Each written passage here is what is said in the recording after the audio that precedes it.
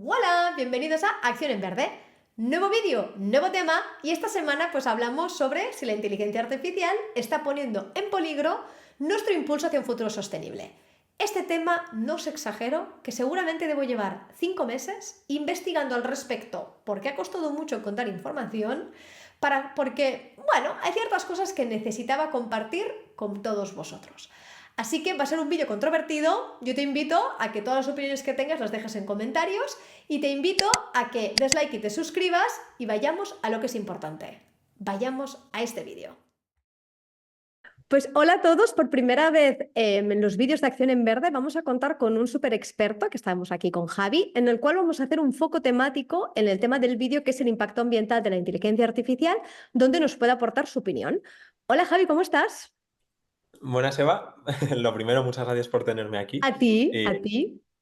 y eso, espero poder aportar valor con esta conversación. Hombre, eso seguro, porque con lo random que ha sido todo, nosotros dos sí sabemos, la gente que nos ve el vídeo no lo sabe, que ha sido todo muy apresurado, porque en el fondo Javi en un grupo de WhatsApp enlazó hacia su, que ahora lo explicará en la parte de la página web que dispone, de, donde hace, yo recomiendo la lectura de todos sus artículos, y justamente trató el tema que íbamos a hablar en el vídeo de hoy, que es el impacto ambiental de la inteligencia artificial en tema de los materiales y minerales. Y ahí fue cuando yo le dije a Javi, por favor, si quieres, estate aquí y compártenos lo mucho que sabes y que seguro puede ser de mucho interés. Así, Javi, si quieres presentarte para que la gente te conozca. Perfecto. También es una primera vez para mí esto de salir en un vídeo de YouTube, así que espero hacerlo lo mejor posible. Siempre hay una primera vez. Así, como resumen muy rápido. Estuve en Accenture haciendo temas de tecnología de marketing y ahora emprendo, ayudo a empresas que tienen el tema climático en su core, en su centro, startups, fondos, consultoras, lo que sea, a automatizar procesos. Mediante la optimización de procesos y el uso de la inteligencia artificial, ayuda a esas empresas a liberar tiempo para que se centren en aquello que realmente les aporta un valor diferencial para el negocio. Qué guay. Además de eso, llevo un par de años escribiendo la newsletter de Climate Tech Distillery, donde analizo temas de Climate Tech, startups también del mundillo, para aprender yo y compartirlo en un idioma fácil de entender. Y en general estoy muy metido en todo el mundo de Climate, yendo a eventos, teniendo conversaciones con gente como aquí. Y ese es el resumen. Los links a mi LinkedIn, a lo de la optimización de procesos, la newsletter, os los va a dejar Eva en la descripción, creo. Así que genial. Sí, sin ninguna duda, porque además os invito a todos a que echéis un vistazo porque podéis aprender mucho y tiene muchísimo valor. Bueno, Javi, empecemos. Oye, ¿cuál es tu opinión en toda esta expansión que estamos viendo de la inteligencia artificial relacionado con su impacto ambiental? Pues yo diría que aquí lo más importante es el uso que se haga de esa tecnología, de la inteligencia artificial. No es lo mismo usarla para mejorar la eficiencia de los coches eléctricos, crear materiales más sostenibles, cosas del estilo, Total. que para, me lo invento, fabricar más tabaco. Entonces, como en todo en esta vida, cómo se use es Importa. lo que importa. Y luego, por otro lado, la gran mayoría del impacto medioambiental de la inteligencia artificial a día de hoy viene de la energía que se necesita para alimentar el hardware, más que de la fabricación del hardware como tal. Ese hardware son las CPUs y las GPUs, Claro. y para que funcionen y para que funcione bien la inteligencia artificial se necesita un consumo eléctrico muy grande. Si la energía viene de fuentes renovables, bien, aunque no dejamos de robarle esa energía renovable a otros proyectos, y si viene de fuentes no limpias, pues aún peor. Pero en cualquier caso, un consumo de energía mayor es un problema porque hay que fabricar nuevas formas de producirse energía, lleva tiempo, más consumo, etcétera. Y yo veo para este tema dos soluciones principales Venga. actualmente. Por un lado, vemos que los principales players del mercado de fabricación de GPUs, esas Graphics Processing Units, como Nvidia, AMD, etcétera, ¿Vale? están haciendo mejoras de eficiencia de varios órdenes de magnitud año tras año. Esto, por un lado, genial, porque en cuanto a sostenibilidad, para todos es mejor y a ellos también les viene bien, venden esa imagen de sostenibilidad, etcétera, pero también les sale más barato a sus clientes, lo cual les interesa. Si al cliente la factura de la luz del data center le sale 10 veces más barata, pues le va a interesar que En le compren cantidades su. que no son pequeñas tampoco, Javi. Claro, claro, millones de dólares. Y, y aquí la métrica que se tiene en cuenta sobre todo, aunque es un poco técnico, son los flops, que son flops por vatio, que son las siglas en inglés de Floating Point Operations per Second. Básicamente son cuántas operaciones de cálculo puedes hacer con la limitación de la energía que tienes. Por una unidad de energía, ¿cómo de rápido puedo calcular? Eso es lo que Vale. se intenta eficientar al máximo. Lo único es que esto nos puede llevar a una paradoja que se llama paradoja de Gibbons, que nos dice lo siguiente: cuanto más eficiente es algo, menor acaba siendo su precio y después, por tanto, más incrementa su demanda. Entonces, acabas consumiendo más de eso. Esto igual se puede traducir al ejemplo de la Coca-Cola normal es peor que la light, pero entonces como la light es mejor, me tomo dos y acaba siendo peor tomar dos Coca-Colas lights que una normal, o enviar emails que envío cientos de miles versus cartas, Total. esos ejemplos. Y por otro lado, estamos viendo que las empresas como Amazon, Google, todas estas grandes del sector, están invirtiendo mucho en producir más energía renovable. Vale. Cualquier tipo de renovable, pero sobre todo les llama la atención la nuclear.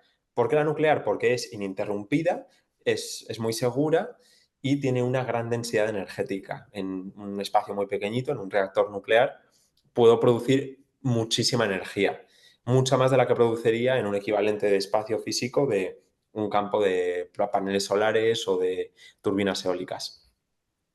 Y oye, Javi, sé que ya es un tema muy aparte, pero tú lo lanzaste y creo que tiene muchísimo valor poderlo hablar, que es, oye, de cara al futuro, ¿no? ¿Cuál es tu opinión en relación al desarrollo de la computación cuántica en base a todo lo que estamos hablando del impacto ambiental de la inteligencia artificial? Justo, me parecía interesante comentártelo porque todo esto seguramente cambie muchísimo con la computación cuántica. Bueno, el mundo en general, pero el impacto medioambiental también. Porque aunque es una tecnología que todavía está muy en pañales, está en una fase muy, muy temprana y los expertos todavía no se han puesto del todo de acuerdo en cómo medir esa eficiencia, esa huella de carbono, esa sostenibilidad de la computación cuántica, ya estamos viendo datos muy prometedores. Por resumir, ¿qué es esto? Un ordenador normal funciona con bits, ceros o unos, y procesa los datos de forma secuencial. Primero este paso, luego este paso, luego este otro paso. Un Vale. ordenador cuántico, sin embargo, utiliza qubits, que son quantum bits. No se han currado mucho el nombre, pero bueno, es sencillo. Sigue siendo igual de incomprensible. Y pueden ser aquí a la vez ceros o unos, ceros Vale, y unos. Pueden estar superpuestos esos dos estados. vale, Como igual os sonará el tema del gato de Schrödinger. ¿Por qué va todo esto? Porque las leyes de la física cuántica no son iguales que las leyes del álgebra. Entonces, los ordenadores cuánticos funcionan de una forma muy distinta. ¿Y esto qué nos permite? Nos permite hacer muchísimas más computaciones, porque estamos computando en paralelo, no de forma secuencial, como en los ordenadores clásicos de hoy en día.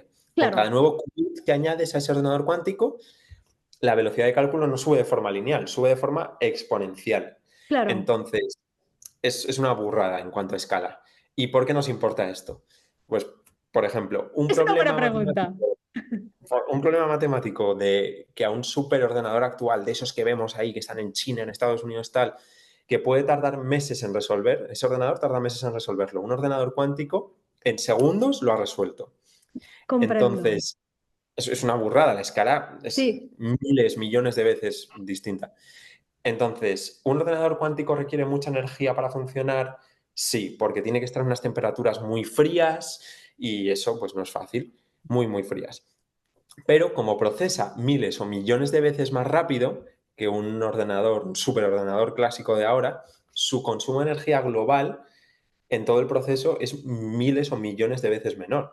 Un mismo problema para un superordenador actual y para un ordenador cuántico tiene una factura de la luz, en el primer caso, en el ordenador actual, de miles de dólares y en el cuántico de un céntimo o de un par de céntimos. Por lo que también se aplica este tema de escalas a las emisiones. claro. Si tengo encendido un superordenador actual durante meses o años a un consumo bastante alto de energía, mis emisiones van a ser muchísimo más altas que si tengo encendido uno cuántico durante un par de segundos, aunque sea un pico de energía muy alto. Entonces, va a ser un Un cambio cambio bastante... radical, ¿no?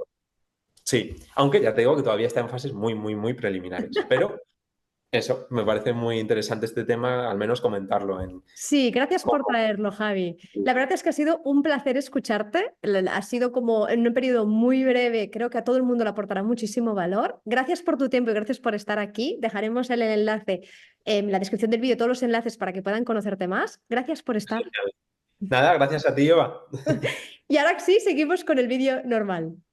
Necesito decir dónde partimos, porque en los últimos 5 meses he investigado mucho sobre este tema. He detectado que en los últimos 3 años toda la prioridad que tenían los directivos y directivas de todo tipo de tamaño de empresas estaba muy centrada en comprender cómo necesitaban adaptarse, qué recursos requerían, qué inversión era necesaria para poder transicionar hacia que su empresa fuera más sostenible.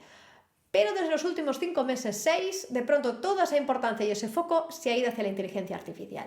Y hay como dos realidades a la vez que no se están conectando, pero que están viviendo de forma simultánea. La primera es que el 65% de los CEOs, para que os hagáis una idea, consideran que la inteligencia artificial es una fuerza para el bien. Más del 80% consideran que la inteligencia artificial es una prioridad principal, una prioridad importantísima, sobre todo en el uso de escalar la inteligencia artificial generativa para crear valor empresarial. Y en concreto el informe Gartner de este año, por primera vez después de 10, nos dice que como prioridad para las empresas es el crecimiento y gran parte de este crecimiento vendrá por el uso de la inteligencia artificial.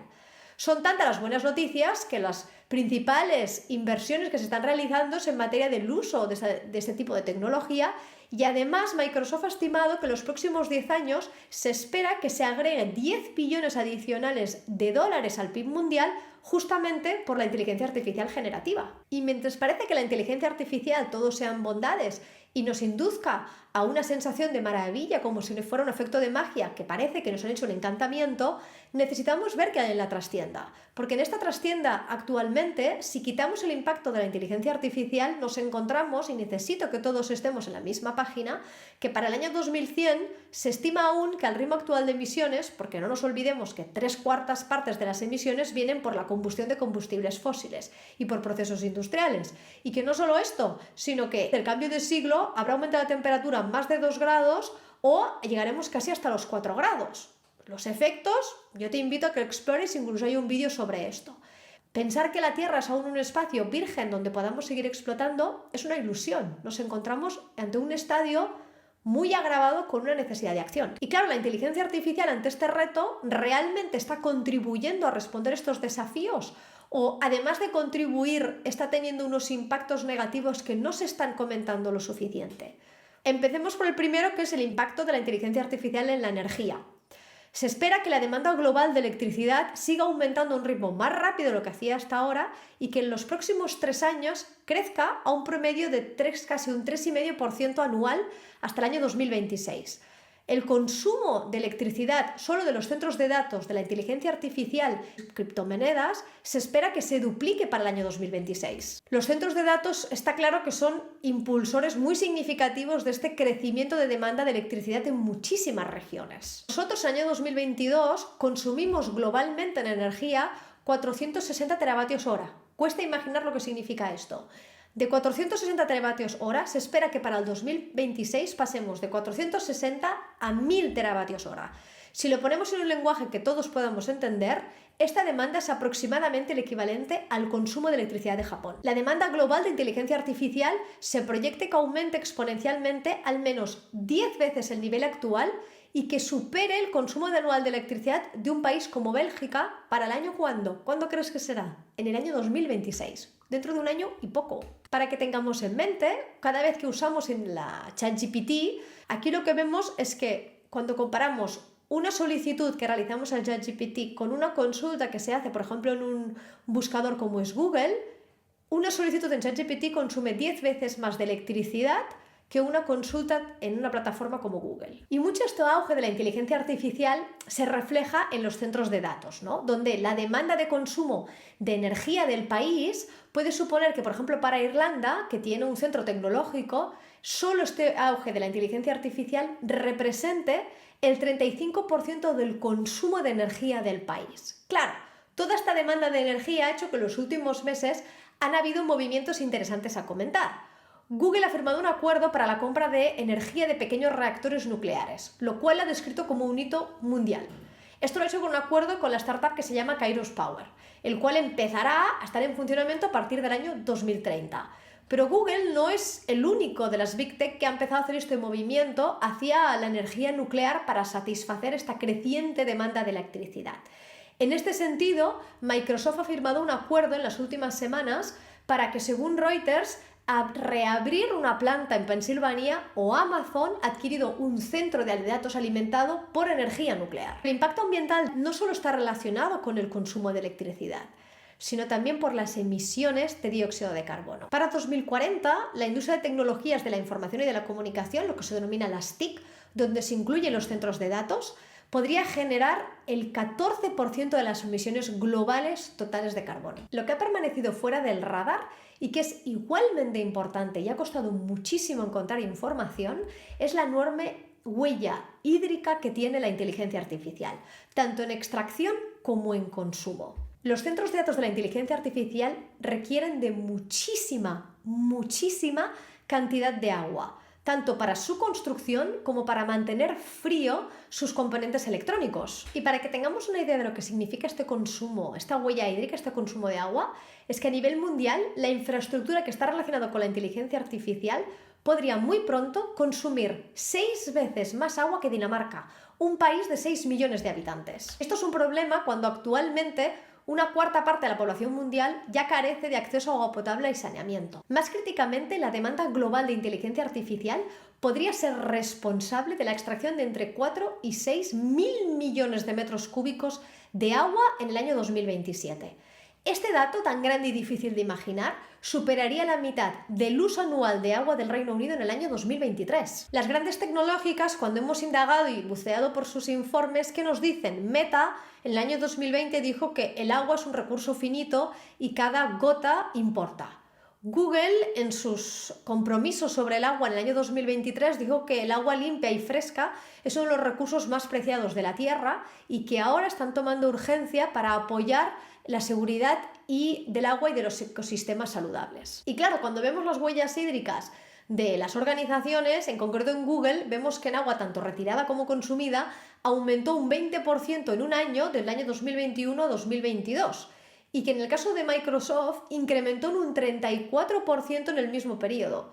Todos estos aumentos en el consumo y la retirada de agua están profundamente relacionados a la creciente demanda de inteligencia artificial. Para que lo veáis también en vuestro día a día, cada vez que vosotros hacéis una consulta en ChatGPT, y los últimos datos que he podido encontrar ha sido con un modelo anterior, que es el GPT-3, entre más o menos cuando hagáis entre 10 y 50 consultas, estos modelos beben lo equivalente a una botella de agua de 500 mililitros. Y el tema del agua es un tema bastante crítico porque está claro que con el cambio climático se agrava la escasez de agua dulce. Y es uno de los desafíos que nos encontramos más grandes en los próximos años mientras la población va creciendo y además se intensifican las megasequías. Y si seguimos en los impactos que tiene la inteligencia artificial con el enfoque ambiental, vamos a hablar del gran tema que son los minerales y los metales necesarios para la inteligencia artificial. Ahora me voy a poner pequeñita para poder hablar de los minerales y metales necesarios para la inteligencia artificial. Mirad, lo que primero veis aquí es en relación a cuál es el crecimiento en la demanda en los minerales que son críticos para el año 2050 si en paralelo queremos la descarbonización de la economía. Veis en el año 2023 a 2050, del cobre, del cobalto, del litio, del grafito, minerales que son raros y el níquel. Podéis imaginaros que estamos ante una creciente demanda en minería de todo tipo de minerales críticos para todas estas energías limpias y en concreto en el marco de la inteligencia artificial. Si antes habíamos visto los tipos, lo importante es hablar de dónde está la localización, porque los países que disponen de estos recursos saben que en las próximas décadas van a hacer mucha explotación minera y van a enriquecerse mucho gracias a tener el monopolio de estos minerales. Tenemos en el caso de China por el grafito o en el caso de Indonesia el níquel, litio en Australia, cobalto en la República Democrática del Congo o Chile en el caso del cobre. Y si hablamos de estos tipos, como también donde se encuentran ubicados, es porque estos minerales y metales raros serán imprescindibles y son imprescindibles para la generación de chips de inteligencia artificial y de los centros de datos. De hecho, desde el 2001 hasta el año 2022, la demanda de estos chips se ha cuadriplicado. Y para profundizar en este tema, me vuelvo a hacer pequeña porque cuando los riesgos en la cadena de suministro, un tema que sale es en relación a la escasez, ¿no? De la escasez de estos minerales, de estas tierras raras. Por tanto, lo que estáis viendo aquí es la tabla periódica, ¿no? Aquello que en el colegio nos enseñaban por activa y por pasiva y que todos tuvimos que en su momento memorizar. ¿Qué es lo que veis aquí, no? ¿Cuáles son aquellos elementos que estamos en contra actualmente en los residuos electrónicos, que los veis en el color sepia? En los colores azules veis la disponibilidad limitada, que pondrá un riesgo para poder garantizar de que tengamos disponibilidad de estos, como también la amenaza creciente por su uso incremental, que es el caso del platinum, como en los próximos 10 años que habrá una amenaza seria en relación a la disponibilidad de los mismos, ¿no? Que los tenéis en rojo. Si seguimos y nos mantenemos en la tabla periódica, en la parte que veis abajo, por si aquellos no recordáis, hace referencia a las tierras raras, los lantánidos y los actínidos que tenéis en las dos filas de abajo. En relación a la contaminación causada por la minería, porque evidentemente toda esta extracción no es neutra de impactos ambientales, ni mucho menos, vemos que en función de los elementos que se estén extrayendo en la minería tiene un impacto menor o un impacto mayor. Y en función de su topología lo podéis ver en los tonos azules, aquellos que actualmente la contaminación causada por minería es poca, y en rojo, amarillo-rojo, en aquellos que evidentemente pues el impacto es significativo. Y si cruzamos la parte de la tabla que es en relación a la escasez con el reciclaje de estos elementos, nos encontramos que veis estas dos imágenes, ¿no? Estas dos imágenes lo que ven es que en función al nivel de reciclaje sigue siendo muy escaso, ¿no? En muchos elementos es menos de un 1%, y aquel que es más del 50% ya podéis encontrar pues algunos de ellos, ¿no? Desde el hierro, el cobalto, o el níquel, o el cobre, o el zinc, ¿no? La capacidad que tenemos de reciclar más del 50%. Pero la gran parte de ellos nos encontramos en que estamos en menos de un 1%, ¿no? Lo cual es significativo. Está claro que hay una gran cantidad de minerales y metales críticos que actualmente no están siendo explotadas. ¿En dónde? En el fondo marino. Y ahora actualmente hay un gran creciente interés de explotación del fondo marino para la extracción de estos metales y minerales raros que evidentemente afecta a la biodiversidad y la salud de esos ecosistemas. ¿El deseo de la inteligencia artificial podrá superar la salud del planeta? Pues actualmente ambas cosas son difíciles de conciliar. Está claro que por parte de las Big Techs, las empresas grandes tecnológicas, a pesar de poder tener historiales de sostenibilidad aparentemente ejemplares, la construcción de paneles solares o los puntos de recarga para coches eléctricos no puede empapar la creciente demanda de centros de datos y la repercusión que tiene. Y con este vídeo no quiero hacer como una crítica de que no debería existir la inteligencia artificial, sino que justamente lo que quiero al fin y al cabo es sensibilizar que el uso exponencial y este truco de magia de la inteligencia artificial no está libre de un impacto ambiental bastante significativo. Mientras la demanda de inteligencia artificial sigue creciendo, también va a crecer la presión en el medio ambiente. Actualmente, el tema de la inteligencia artificial se ha considerado como un aspecto clave en muchos países para su seguridad nacional, pero en estas estrategias de inteligencia artificial que se están desarrollando a nivel nacional, rara vez se está teniendo en cuenta el impacto ambiental. A medida que la inteligencia artificial vaya impregnándose en más sectores, desde la educación hasta procesos industriales, la oferta de servicios, va llegando al fin y al cabo a todas las capas sociales que tengan evidentemente acceso a este tipo de tecnología. Y lo que va a comportar es de que podemos continuar impulsando este progreso tecnológico sin destruir el planeta en el proceso. Es fundamental que nosotros como consumidores, políticos, empresas, seamos y reconozcamos que no es posible ir creciendo el uso de la inteligencia artificial sin considerar los impactos que genera y generando una inteligencia artificial que sea climáticamente neutra o que por lo menos una inteligencia artificial que esté considerando los impactos y transparente y publique estos impactos. La tecnología nunca debe estar exenta de esta responsabilidad ambiental. Bueno, ¿y qué te ha parecido este vídeo? Ya te he dicho que era controvertido. Yo te invito a que puedas expresar tu opinión en los comentarios, allí estaré esperándoos para leeros y poderos dar respuesta, y siempre te invitaré a que veas todos los vídeos de Acción en Verde para seguir comprendiendo el reto que tenemos por delante. Y nos vemos en el siguiente vídeo. ¡Adiós!